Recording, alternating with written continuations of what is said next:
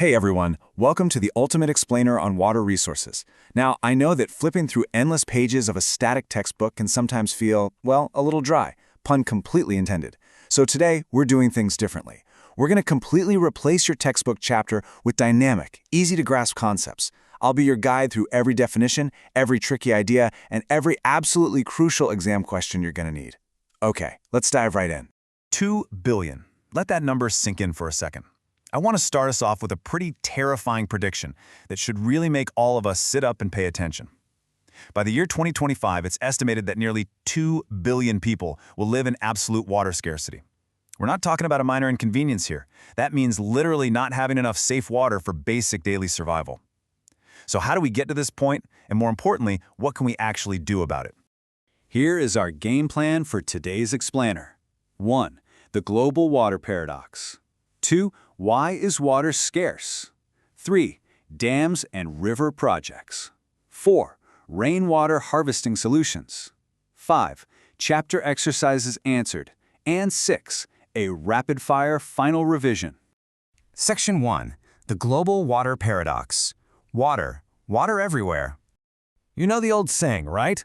Water everywhere, and yet we're somehow running out. It's kind of the ultimate irony of our beautiful blue planet. A massive 3/4 of the Earth's surface is covered with water. But before you think we have an endless supply to just drink up, here's the catch. Only a tiny, tiny fraction of that is usable fresh water. Most of it is super salty ocean water. The fresh water we actually rely on day to day comes mainly from surface runoff like rivers and lakes and from groundwater. Now you might be wondering, how does that usable fresh water get refilled? Well, it's constantly recharged through something called the hydrological cycle. You are definitely going to want to remember this definition. The hydrological cycle is the continuous movement of water on, above, and below the Earth's surface. It's like a giant natural recycling system. This cycle is exactly what makes water a renewable resource, constantly evaporating, condensing, and raining back down. And hey, just by learning that definition, you've already answered one of the short questions at the back of your textbook chapter. Section 2. Why is water scarce? Beyond the desert. Okay, so if water is this amazing renewable resource that's constantly recharged by the hydrological cycle, why on earth are we running out? Usually, we just picture a dry desert when we hear the word scarcity, right? But the reality is way more complex. The core causes of water scarcity are mostly on us. First up, over-exploitation and excessive use. As our population absolutely explodes, we just use way more water. Second, unequal access. Water simply isn't shared fairly among different social groups. Third, we've got expanding irrigated agriculture. To feed everyone, farmers need massive amounts of water for dry season farming. In fact, agriculture is the single largest consumer of water. Fourth is intensive industrialization. Think about all those massive multinational corporations or MNCs. They don't just use water to manufacture goods, they need massive amounts of hydroelectric power just to keep the lights on. And finally, rapid urbanization. Picture those huge, dense city housing societies aggressively pumping their own groundwater. They're draining the underground aquifers way faster than the rain could ever help to refill them. Section 3. Dams and river projects. Engineering the flow. So with all these extreme modern pressures, how have we, humans, tried to fix the problem? Well, we've been engineering the flow of water for a really long time. We aren't exactly the first generation to tackle this. Way back in the 1st century BC, near Allahabad at Sringaverapura, ancient Indians built incredibly sophisticated hydraulic structures to actually channel the floodwaters of the river Ganga.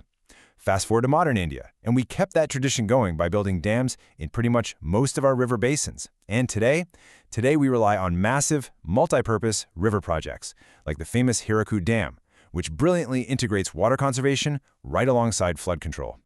But here's a crucial point. What actually is a dam? Your textbook defines it as a barrier across flowing water that obstructs, directs, or retards the flow. But wait, here's a massive trick you absolutely need to remember for your exams. The word dam actually refers to the reservoir or the lake of water created behind the wall, not just the concrete structure itself. And most dams feature a section called a spillway or weir, which is the specific part where the water is allowed to safely flow over or through. Section 4. Rainwater harvesting solutions, catching every drop. Now, while megadams definitely have their place, they can also cause some serious ecological friction and displace local communities. So, is there a more localized, sustainable alternative? Absolutely, rainwater harvesting. It's all about catching every single drop right where it falls, and it perfectly highlights the elegance of local engineering. Here's how a typical rooftop system works. Step 1, you catch the rainwater falling on a sloping roof. Step 2, gravity transports that water down through a simple PVC pipe. Step 3, and this is absolutely vital, it passes through a filter made of sand and bricks to scrub out dirt and leaves. Step 4, the nice clean water gets stored in an underground sump for immediate household use. And finally, Step 5, any excess water doesn't just go to waste, it overflows into a pipe that actually recharges the underground well, bringing the local water table back up. How cool is that?